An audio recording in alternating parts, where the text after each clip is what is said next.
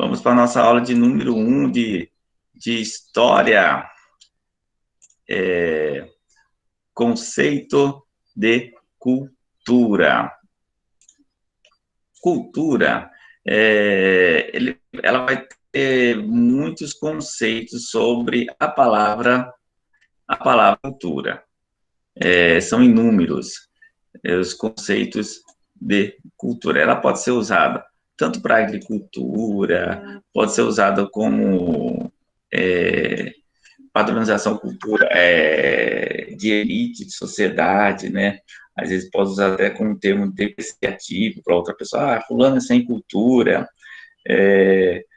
e é um termo extremamente abrangente, né? Cultura em síntese, né, na antropologia, é tudo aquilo que o ser humano produz vivendo em sociedade, é cultural, né? Os únicos seres no mundo que fazem cultura são seres humanos. Só o ser humano é cultural, só o ser humano inventa, só o ser humano cria.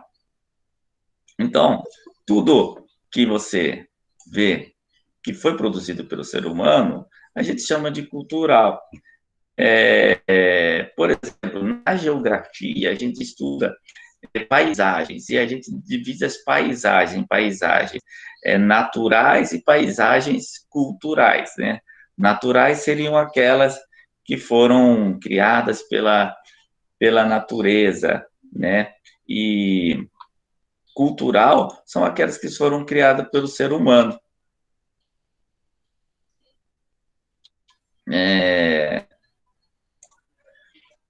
Como, por exemplo, um lago, se ele é um lago que surgiu ali, é uma paisagem natural. Aí, por exemplo, o Lago de Manso, né? Parece que é natureza ali, né?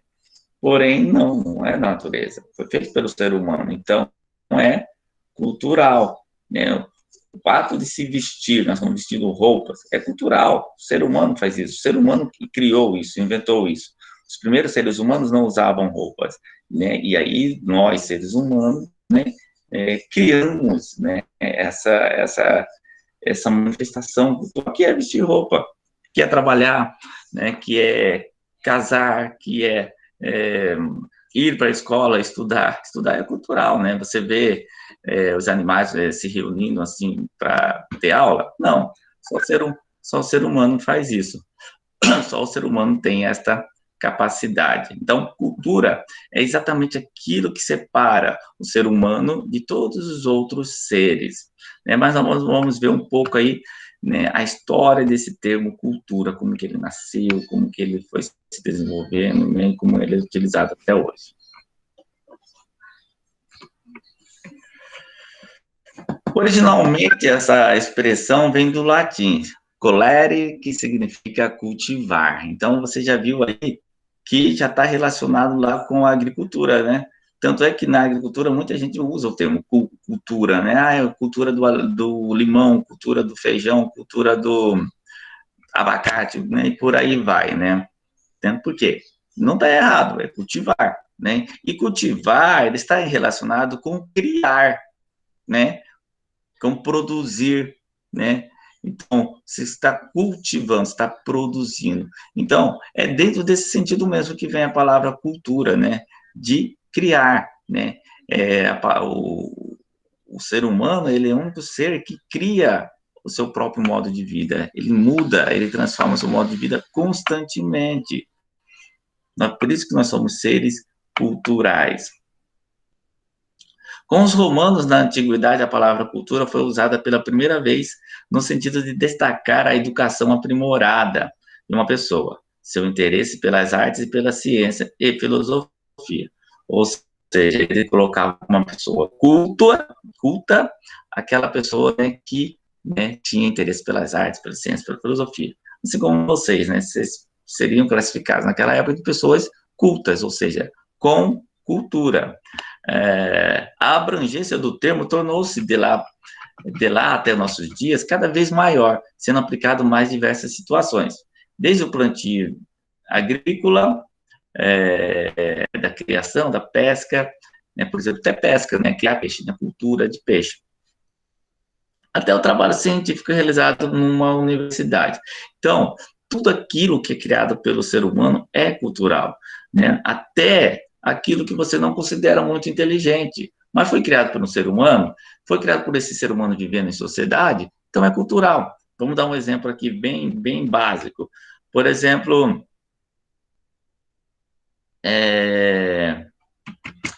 o baile funk, uma música de funk. Alguns vão falar, nossa, não é cultura isso. Por quê? Porque ele vai estar com essa ideia aqui dos humanos lá antigos, né, de que acreditavam que eram, né, só as pessoas cultas, né, que tinham... Bom dia, Alanis, tudo bem? Seja bem-vinda, Alanis. Alanis, agora você só coloca o seu microfone no mudo. E além de ter que decidir qual item, os quais ela já entrou, ela vai ter que levar a linguiça para comer. Ei, Alanis, está vendo receita aí, Alanis? Pronto, eu já coloquei o microfone da Alanis no mudo, agora vamos continuar.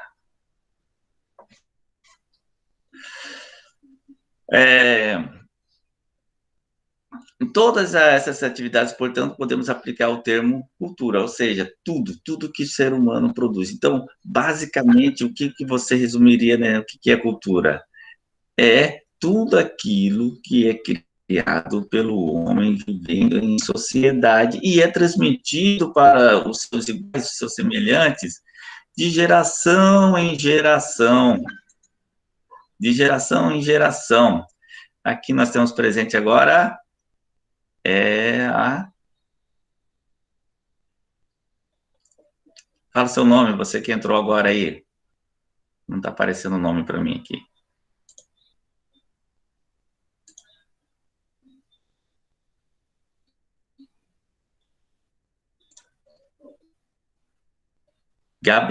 Gabriela, né? Bom dia, Gabriela. Seja bem-vinda.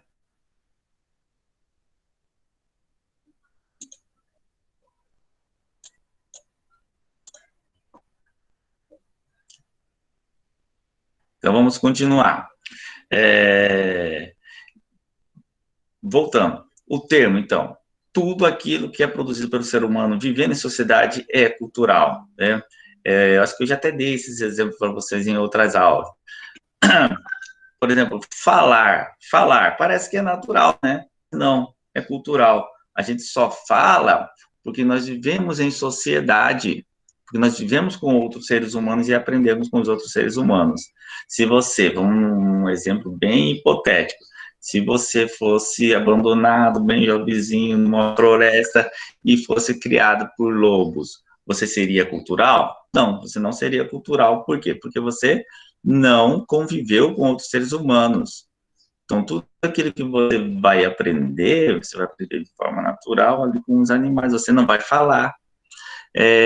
Até outra coisa que parece bastante natural e não é, andar ereto, ou seja, né, bípede, é cultural, a gente só se levanta e anda de forma bípede, de forma ereta, porque nós vemos os nossos semelhantes andar e passamos a andar, né? Naquele exemplo hipotético de você ser encontrado por lobos, criado por lobos, você não caminharia naturalmente, você iria andar como eles ali, né? De forma quadrúpede. Então, né, parece que não é cultural, parece que é natural, mas é cultural, né? A língua, né? A língua que a gente fala, ela não está no nosso DNA, né? Você porque é filho de brasileiros, você não vai falar português, invariavelmente não. Por exemplo, se você for levado do Brasil com 1 mês de idade e for criado numa família japonesa, você não vai ter a aparência ali de japonês, mas você vai falar japonês, né, brilhantemente, como qualquer um outro. Por quê? Porque você foi criado naquela cultura, você aprendeu naquela cultura. Não vai ter nem sotaque, nem nada. Quem vai ter sotaque? Somente uma pessoa que tenha sido, que já tenha aprendido uma outra língua e depois vem e aprende a outra, né? Então, você percebe aí que a linguagem, ela é cultural, a gente andar é cultural, viver em casa é cultural, né? A grande maioria das coisas que a gente faz é cultural, porque nós somos seres humanos.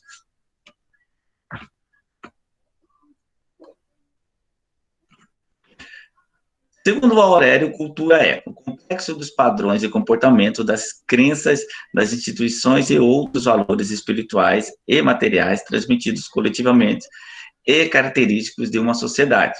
Civilização, a cultura ocidental, a cultura dos esquimós. Então, são exemplos aqui que a gente tem de cultura, né? Então, e aí, a cultura ela vai se diferenciando conforme o lugar que você vive, né? A gente tem uma cultura aqui em Cuiabá, lá em Mato Grosso do Sul eles têm outra cultura lá em Campo Grande, os gaúchos têm uma outra cultura lá. Então, o conjunto dessas manifestações dos seres humanos vão se diferenciar de um lugar para o outro e também de uma época para outra da história, né? A cultura lá na Idade Média é diferente da cultura aqui nos nossos dias.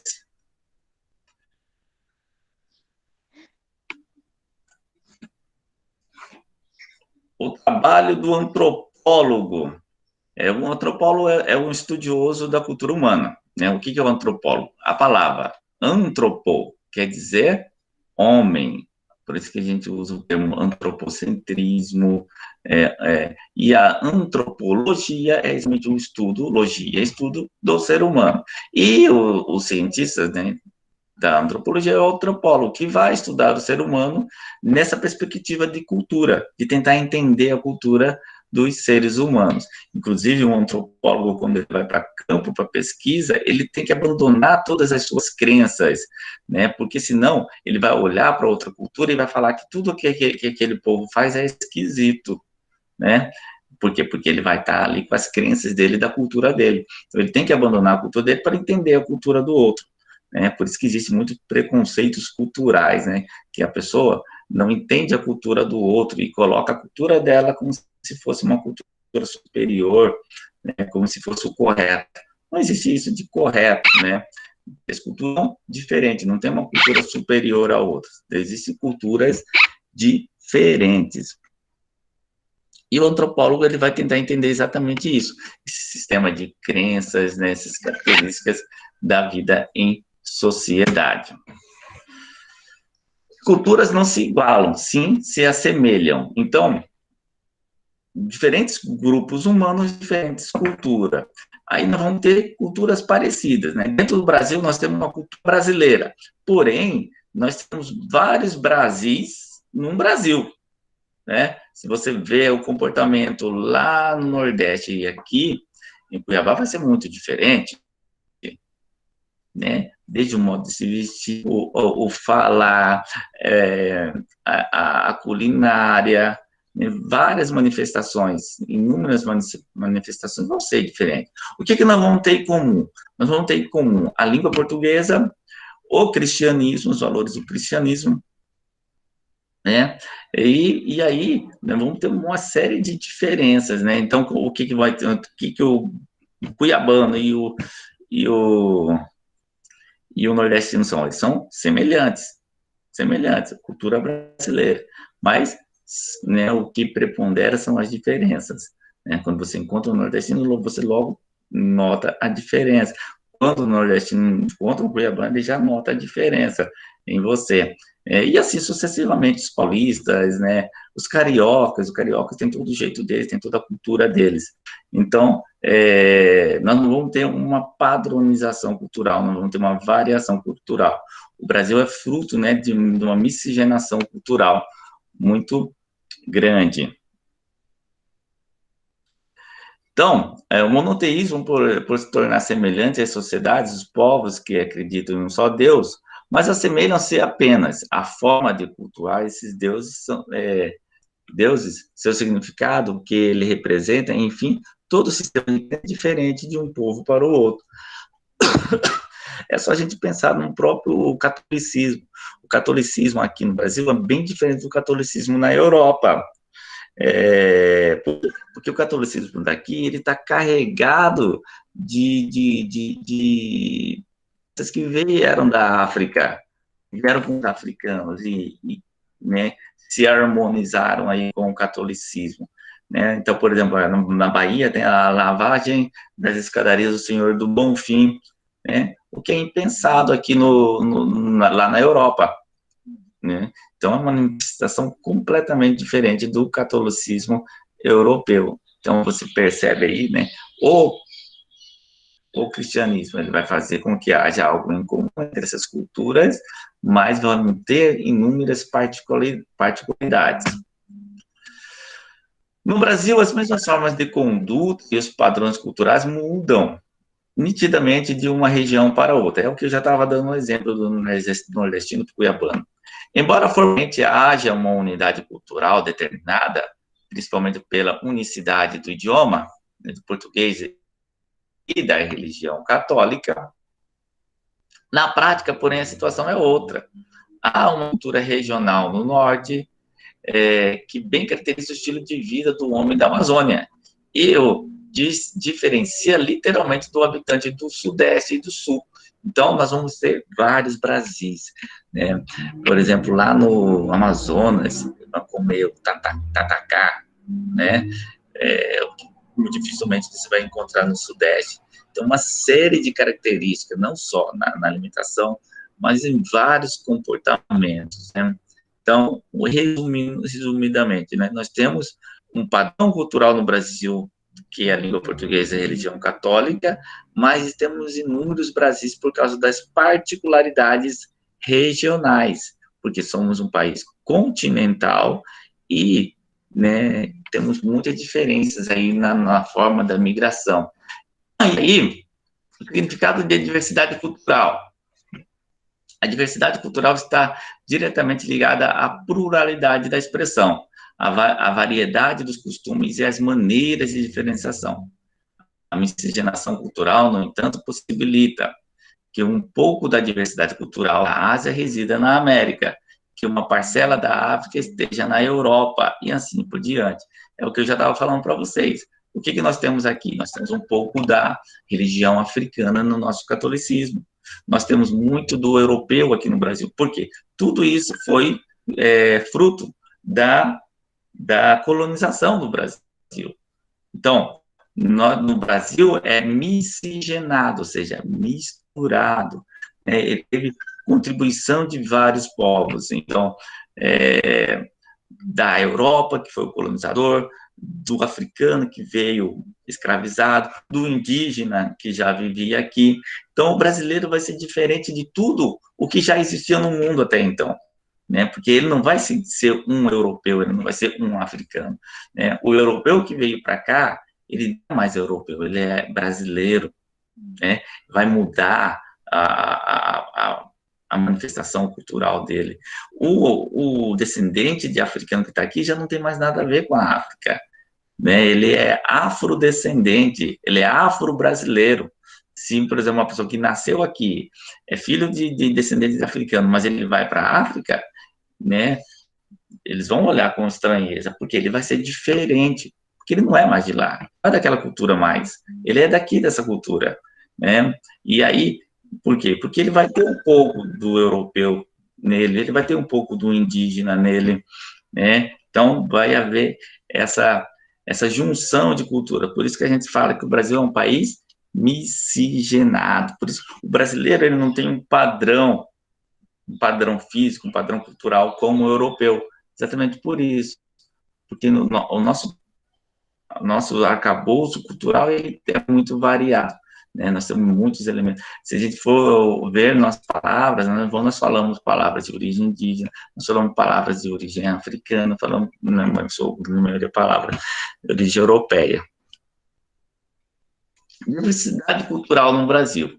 O Brasil é um país de tamanho continental, consequentemente, uma diversidade cultural imensa é observada.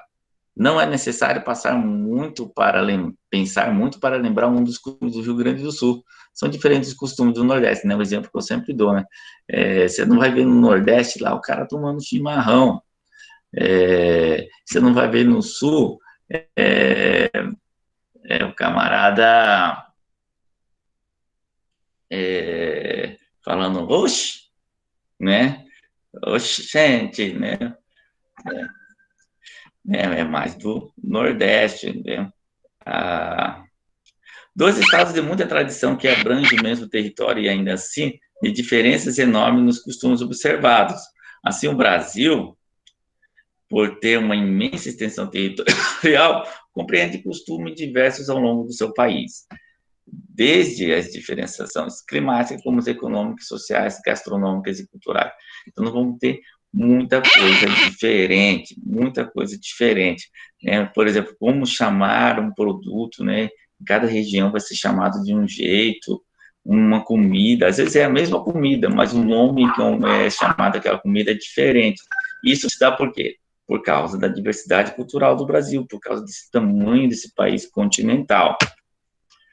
Os responsáveis principais por essa variedade e enriquecida cultura está ligada aos aspectos da população indígena. Então, isso aqui são os elementos culturais, né, que formam o Brasil. População nativa, né, que eram os indígenas que viviam aqui, a colonização europeia, que chegaram com sua cultura em 1500, né, teve esse choque de cultura com os indígenas, os escravos oriundos da África, que trouxeram sua cultura também, e a globalização atual, né, que faz com que chegue cultura de outros países aqui de forma digital, né? Por exemplo, você assiste uma série lá, você vê alguém lá do norte dos Estados Unidos vestindo determinada roupa e começa a se usar aquela roupa aqui. Por quê? Como que isso chegou aqui? Como que essa ideia chegou aqui? Através da globalização, né? Através desse compartilhamento aí dos meios de comunicação.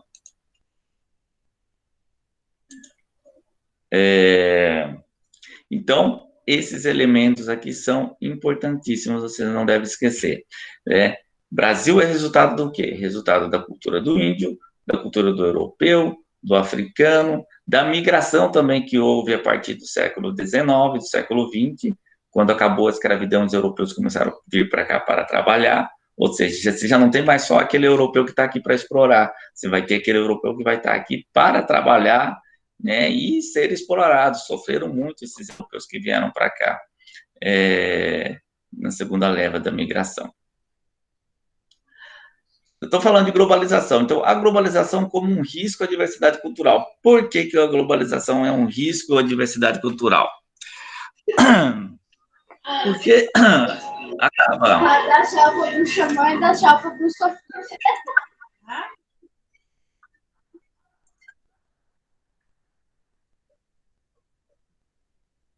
Por quê? Acaba havendo uma imposição daquele que é mais rico, né? Por exemplo, a maioria dos filmes são produzidos pelos Estados Unidos.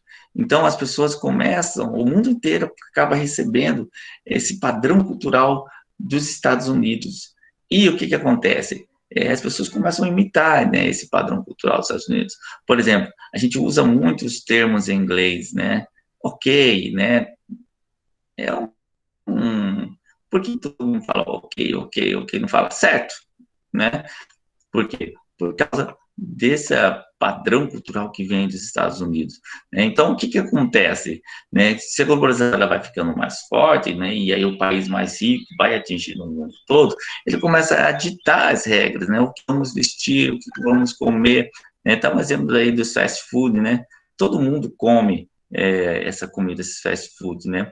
Então, vai abandonando um pouco a cultura regional e vai, né, pegando essa cultura do superior, né, superior entre aspas, né, mas que vai chegando às pessoas aí pelos meios de comunicação, né, pelas redes de comunicação, as mercadorias chegam, e aí o que acontece? Acontece que futuramente, né, se continuar nesse ritmo, todo mundo vai vestir as mesmas coisas, todo mundo vai ouvir as mesmas músicas, né, então, você vê muita pessoa falando assim, começa a achar feio o que é regional, por exemplo, aqui no Mato Grosso, ele fala que é feio o cururu e siriri, é feio o casqueado, é feio o lambadão. Eu escuto música internacional. Às vezes não está entendendo nada que está falando lá, mas que escutam música internacional. né? Então, começa uma negação disso, né? E aí uma padronização cultural. Então, globalização é um risco à diversidade cultural. Muitos pesquisadores e observadores da expoente globalização manifestam essa preocupação quanto à mesma. Isso porque, segundo o ela distancia as diversidades culturais ao aproximar demasiadamente as nações.